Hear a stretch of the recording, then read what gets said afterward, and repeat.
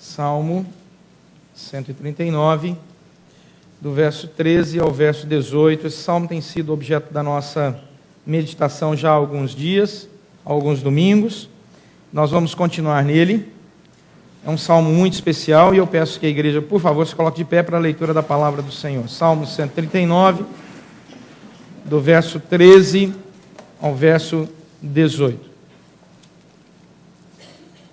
Diz assim a palavra do Senhor: Pois tu formaste o meu interior, tu me teceste no seio de minha mãe.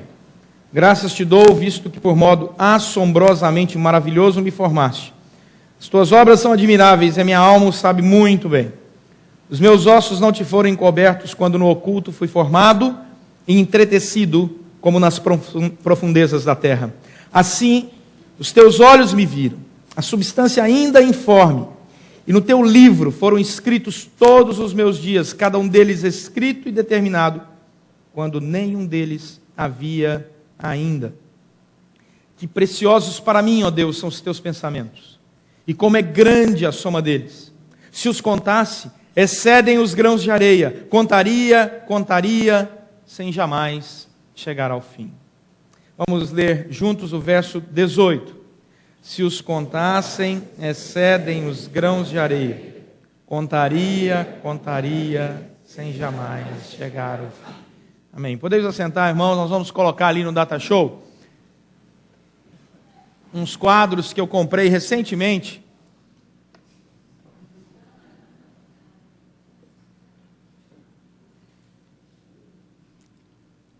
Não dá para comprar, né, meus irmãos? Ok, eu quero ver se os irmãos reconhecem os nossos pintores. Aqui, Igreja da Gávea também é cultura, né? Esses quadros estão expostos nas galerias mais famosas, nos museus mais famosos do mundo. Isso é Van Gogh, isso é Salvador Dalí. Vou repetir, isso é Van Gogh, isso é Salvador Dalí, isso é Pablo Picasso. São três escolas diferentes: impressionista, cubismo e surrealismo. Gosto muito, aprendi a admirar as pinturas de Salvador Dalí. A cidade que nós morávamos nos Estados Unidos tem o maior museu com acervo de Salvador Dalí do mundo. Então lá nos Estados Unidos era um dos nossos programas ir ao museu de Salvador Dalí. É espetacular. Se um dia for aos Estados Unidos, visite esse museu de Salvador Dalí em St. Pete. E lá nós começamos a entender essas pinturas. Você vê que não é coisa simples, não. Tem que ter muita oração. Ali está Pablo Picasso. Então vamos ver se os irmãos reconhecem. De quem pintou o rosto daquele homem barbudo?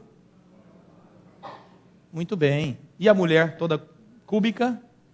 Pablo Picasso. Ok? Quem é o autor desse quadro? Dalí. Vocês estão lendo as assinaturas, irmãos? Não, mas como vocês reconhecem? Não é interessante? A criação revela o Criador. Por que é tão difícil para o mundo que consegue definir escolas diferentes de pintura sem ler a assinatura? Por que é tão difícil para esse mundo não reconhecer o Criador de toda a natureza? É isso que o Salmo 139 fala. Pode tirar aí, tio Carlos. Obrigado. O que vimos é a prova clara, meus irmãos, aqui nesse Data Show, rapidamente, que nós podemos reconhecer o Criador pela sua criação. É só você ter um pouquinho de intimidade com o Criador, que você bate o olho e diz: reconheço a sua criação. É simples assim. Davi afirma isso a partir do versículo 13, e ele diz aí, dá uma olhada, mantenha sua Bíblia aberta, por favor. Pois tu formaste o meu interior, tu me teceste no seio de minha mãe. Quem é o tu? A quem ele se refere? É Deus. O contexto desse texto, imediato, os 12 versículos anteriores, Davi escreve sobre Deus. Ele fala que Deus sonda, ele fala que Deus sabe, no contexto, ele fala que Deus nos conhece. E aí ele chega a essa simples conclusão: Deus me conhece, Deus me sonda, Deus sabe quem eu sou, Ele me reconhece como sua criação. Daí eu pergunto, e o que isso tem a ver com a nossa vida? E qual a importância de reconhecermos o Criador em nossa história particular no século 21? Primeira coisa é perceber, a partir do versículo 13, que nós, quando reconhecemos o Criador da nossa existência, nós sabemos que Ele nos fez nos mínimos detalhes. O que isso significa? Existe uma palavra aqui muito interessante no versículo 13, que é a palavra formar. Pois tu formaste o meu interior.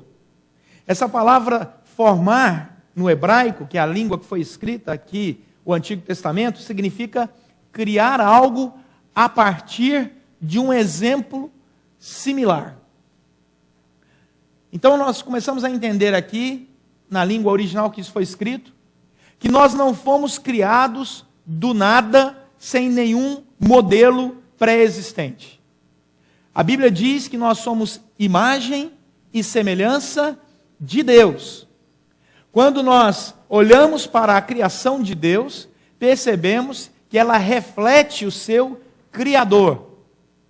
O Salvador Dalí amava retratar-se nos seus quadros. Você olha os quadros de Dalí, ele está sempre por ali. Não é? Num cantinho, em outro, aparecia a figura do Salvador Dalí, que pintava obras com conotação religiosa e teológica. Grandes obras, interessantíssima a interpretação teológica de Salvador Dalí nas obras dele. Os Giants de Dalí são impressionantes, a teologia. Eu tive a oportunidade de ouvir uma pessoa especialista lá no museu, várias vezes, explicando o que passava na cabeça teológica de Dalí. Eu fiquei impressionado, uma teologia muito interessante, falava sobre a redenção, sobre a restauração, sobre a obra sacrificial de Cristo. Você olha essa obra de Dalí, você não imagina o quanto de teologia existe por detrás daquilo, de expressão de fé. De fé. A gente imagina aquele homem louco, né, com aquele bigodão, mas havia muita inteligência naquela cabecinha ali, muito temor ao Senhor. Muito interessante a obra dele. Nós não fomos criados por acaso. Deus nos tira da sua própria expressão. E isso é tão conceitual e ao mesmo tempo tão verdadeiro, que ele, não satisfeito com a imagem e semelhança não física, mas intrínseca de valores, justiça, amor, misericórdia, perdão, a capacidade de se relacionar, que essas são as nossas imagens e semelhanças de Deus, não satisfeito com isso, Deus usa outra palavra, olha o versículo 13, não apenas a formação conceitual de valores e visão, que busca em Deus o exemplo para sermos a sua imagem e semelhança, mas diz aí o versículo 13, que ele nos teceu. É outro verbo, com outro significado no hebraico. Ele nos tece no seio de nossa mãe.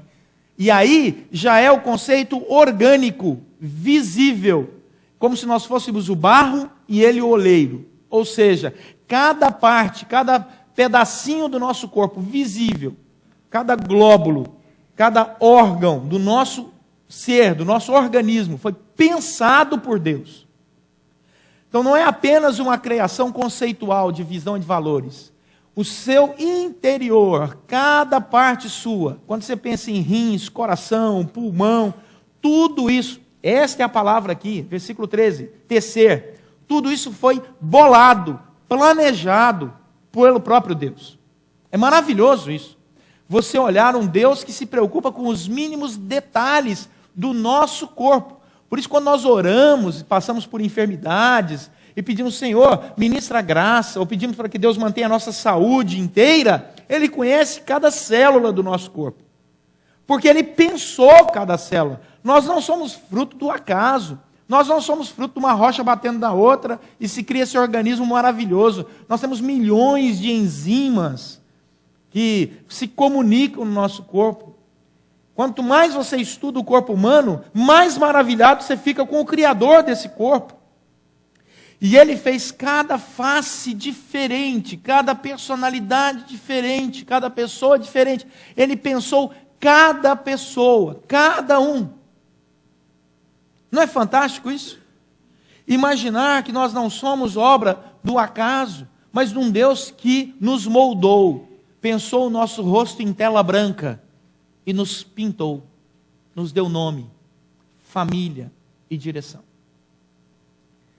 Daí Davi diz que, por isso, versículo 14, cabe a todos nós, quando entendemos a profundidade dessa criação, desse cuidado, desse amor, desse carinho de Deus conosco, cabe a nós uma só coisa, versículo 14, adorá-lo.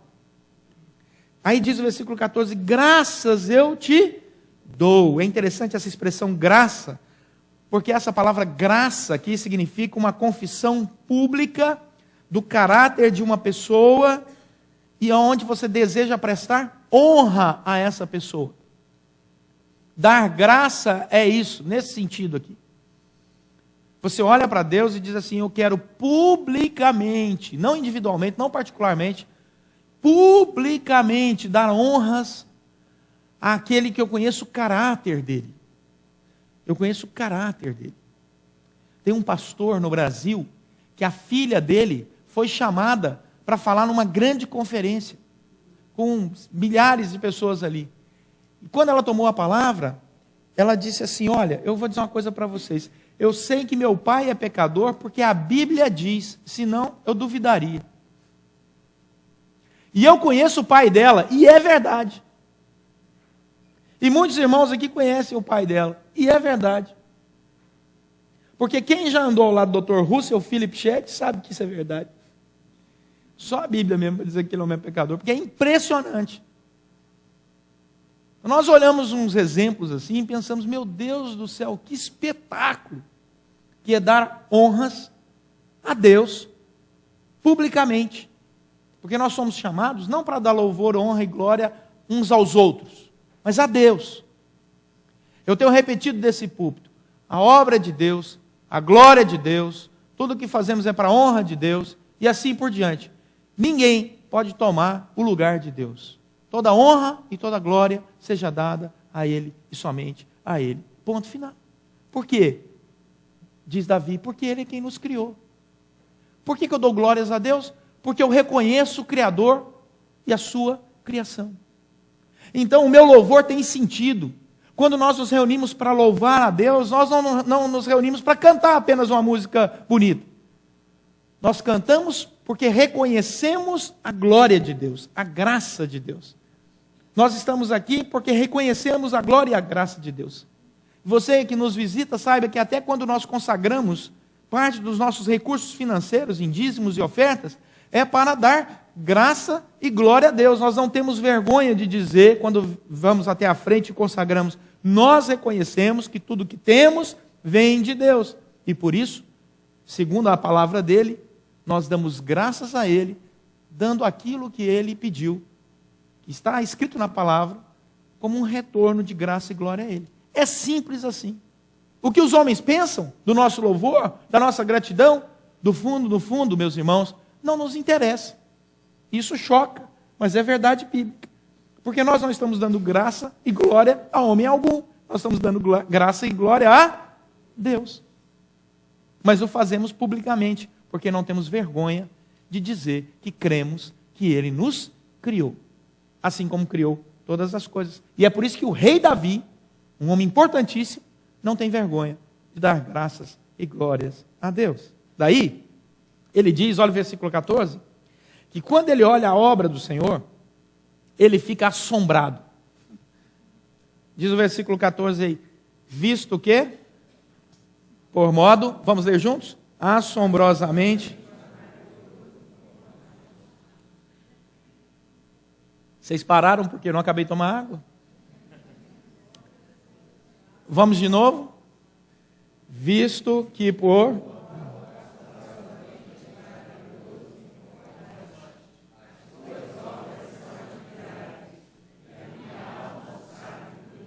Obrigado, irmãos. Isso foi uma expressão de amor de vocês comigo, né? O Senhor é tão maravilhoso que eu fico assombrado, Deus. Essa palavra assombrado, no hebraico, significa literalmente: eu me concentrei, olhei, verifiquei e fiquei boquiaberto. Fiquei pasmo. Meu Deus, que coisa linda! Quem é pai aqui sabe disso. Quando o bebê nasce,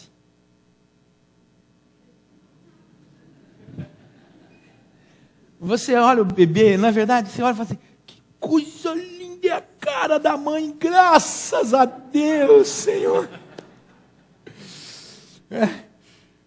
Assombrosamente. Quando você olha uma foto linda, uma pintura magnífica, quando você vê um pôr do sol espetacular, quando você sobrevoa o Rio de Janeiro num dia lindo, você fica maravilhado, você diz assim: que coisa espetacular é isso. Essa é a expressão aqui, assombrosamente significa isso.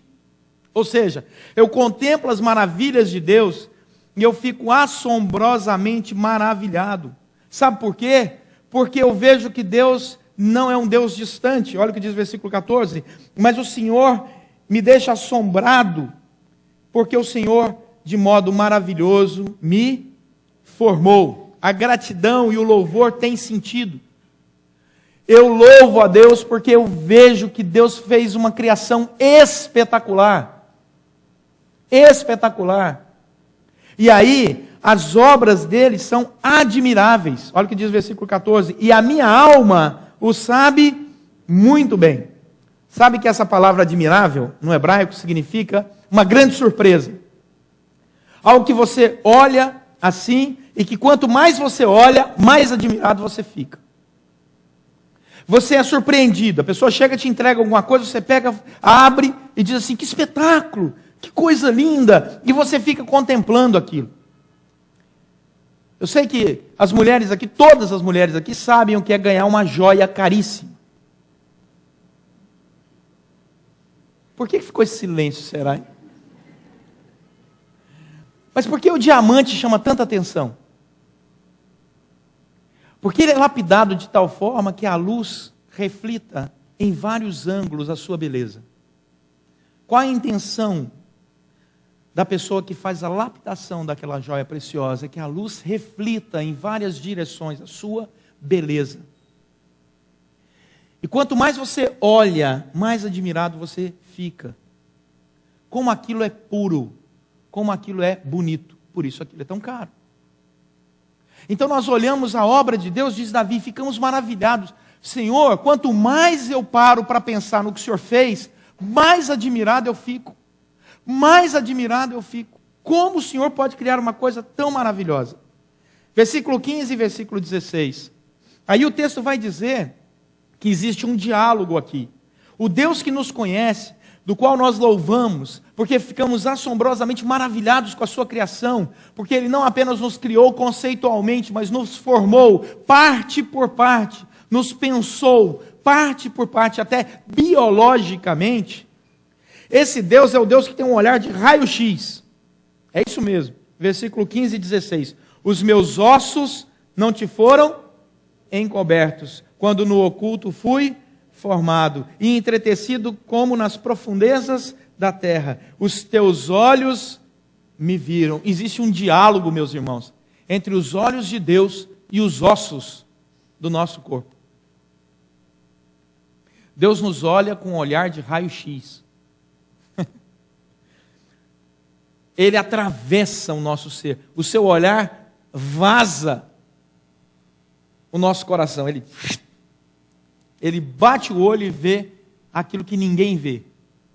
Por isso nós admiramos tão grandemente. Porque a Bíblia diz que Deus nos julgará pelos desígnios do nosso coração. Falar sobre espiritualidade é fácil. Mas o coração ser espiritual, as intenções do coração, Deus nos conhece lá no fundo e mesmo assim nos ama. E mesmo assim caminha conosco. Deus olha, e esse diálogo é maravilhoso, porque nesse diálogo descobrimos que Deus vê o que ainda nem existe. O que ainda ninguém viu, Deus já conhece. Por isso o versículo 16 diz: os teus olhos me viram numa substância que ainda não havia nem forma. Olha, os aparelhos humanos, os aparelhos mais modernos de ressonância magnética, de ultrassonografia, precisam de uma imagem para ver. Pois Deus não precisa de imagem alguma. A ressonância magnética divina, a ultrassonografia de Deus é muito melhor do que o melhor aparelho que existe no mundo, porque Ele consegue ler a nossa alma. Quarto e último lugar, Deus merece o nosso louvor, porque Ele nos conhece, e diz o versículo 16, que Ele tem planos para a nossa vida. Os teus olhos me viram, e no teu livro foram escritos todos os meus dias. E agora, meu querido, essa parte só pela fé. Porque o texto vai dizer que foram escritos e determinados, quando nenhum deles havia ainda. Meus irmãos, é uma coisa espetacular. A Bíblia não negocia a soberania de Deus, em momento algum. Por isso, ou você crê num Deus de mentira, altamente manipulável, ou você crê no Deus da verdade, que é o Deus bíblico, que comanda a história porque Ele escreveu a história. A escolha é sua. O Deus que escreve a história é o Deus que conhece a história porque escreveu a história. Ele não leu a história e por isso conhece a história. Ele conhece a história porque Ele escreveu a história. Ele é o autor da história. Ele é o autor e o consumador da nossa fé. E diante dessa realidade você tem duas saídas. Ou se revolta, não concordo. Não concordo, não concordo e não concordo. Sabe o que vai mudar? Nada. Ou você faz como Davi. Se dobra assombrosamente maravilhado, louva a Deus e diz: ok, Senhor, eu não quero fugir do seu script. O que o Senhor escreveu? Eu quero saber. E Ele te revela. Aonde? Na palavra dEle. Quer saber qual é a vontade dEle para a sua vida? Leia a palavra. Porque essa palavra é dEle. Esse é o livro que nos guia. Esse é o livro que nos dirige. Ele nos conduzirá ao centro da vontade de Deus. E quanto mais você conhecer o Deus desse livro, e ao livro desse Deus, mais assombrosamente maravilhado você vai ficar. E mais livre você se sentirá. E mais amado você se sentirá. Porque você vai entender que Deus tem projeto para a sua vida. Que Deus tem plano para a sua vida. Que Deus te ama. E os projetos de Deus são os melhores para você. Não duvide disso. E andar na contramão desses projetos é a pior escolha que alguém pode fazer para a sua história. Não importa que pessoa seja.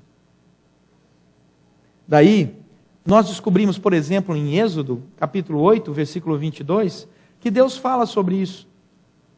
E hoje nós ouvimos um espetacular sermão do pastor convidado, nesta manhã. Se você não estava de manhã, acesse o site da igreja e ouça o sermão dessa manhã. E pregou em Êxodo, eu nem sabia o que ele ia pregar, e ele pregou, eu fiquei com medo. Quando ele falou, vamos abrir em Êxodo, eu falei, lá vai ele para o capítulo 8. Vai pregar meu sermão da noite, né? Graças a Deus ele pregou no outro capítulo. Mas Êxodo 8, 22, diz, naquele dia, o Senhor está falando, acharam Êxodo, o segundo livro da Bíblia, Gênesis, depois Êxodo. Êxodo 8, 22. Naquele dia, separarei a terra de Gósen, em que habita o meu povo, para que nela não haja enxames de moscas. E saiba que eu sou o Senhor no meio desta terra. O Senhor está separando o seu povo do meio da praga. Aí você vira a página, capítulo 9, versículo 4 de Êxodo. E diz, e o Senhor fará distinção entre os rebanhos. Êxodo 9, 4. Os rebanhos de Israel e o rebanho do Egito. Para que nada morra de tudo que pertence aos filhos de Israel. O Senhor é quem faz a separação, até de rebanho. Imagine de povo. O Senhor reina soberanamente sobre todas as coisas. Quando você lê Jonas, você vê que o Senhor manda na baleia, e o Senhor também manda no pequeno germe que entra numa planta para matar a planta. Esse é o Deus da Bíblia. E quando nós nos atentamos para isso, O nosso louvor e a nossa adoração ganha sentido, porque nós descansamos no Deus que pode todas as coisas. Nós não cremos em dualismo eterno, não cremos na força do mal contra a força do bem o tempo todo. Cremos no Deus que dirige todas as coisas. E cremos que pessoas fazem opções contrárias à vontade de Deus e por isso colhem as suas consequências. Mas também cremos nas pessoas que optam, segundo a graça de Deus, o toque do Espírito Santo, para seguir o projeto de Deus para a sua vida. E o resultado é fenomenal. Versículo 17 e 18, Davi termina dizendo o seguinte: que preciosos para mim, ó Deus, são os teus pensamentos, e como é grande a soma deles. Se eu contasse os seus pensamentos, Deus, eles excederiam os grãos de areia. Os pensamentos de Deus, né? Eu ia contar, diz o final do versículo, contaria sem jamais chegar ao fim. É uma declaração de humildade. Nós precisamos nos humilhar mais na presença de Deus. A Bíblia diz: humilhai-vos na presença de Deus, e Ele vos exaltará. Humilhai-vos na presença de Deus. Vamos resgatar a figura de Deus, meus irmãos, do Deus que criou, do Deus que nos pensou, do Deus que nos deu o privilégio de sermos sua imagem e semelhança, do Deus que conhece cada célula do nosso corpo. Vamos resgatar a imagem do Deus bíblico e confessá-lo, o Deus que dirige toda a história, e dar graças, louvores a Ele, dar sentido à nossa adoração. E o resultado será o mesmo do começo desse sermão dessa noite. Quando olhamos quadros, mesmo sem assinatura deles, reconhecemos os seus criadores. Pois eu quero te dizer que ao chegar em casa nessa noite, olhe para um quadro magnífico que Deus criou. Ele está no espelho da sua casa. É um quadro único. Ele está no espelho da sua casa. Chega lá no espelho e olha para você ver. E você vai ver que você não é fruto do acaso, mas de um Deus que te ama e que tem projeto para você. E esse projeto é de muita alegria, paz e bênção. Amém? Amém. Vamos orar?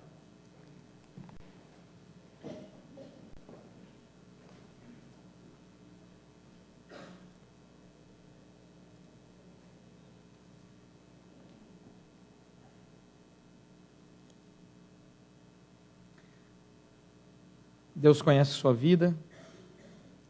Eu peço que você em oração agradeça a Deus pelo cuidado dEle e porque Ele te criou.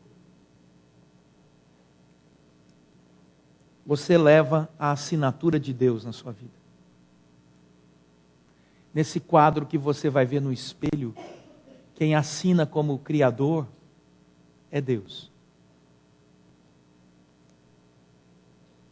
Faça um compromisso com Ele nessa noite. Diga: Senhor, eu quero me aproximar mais de Ti.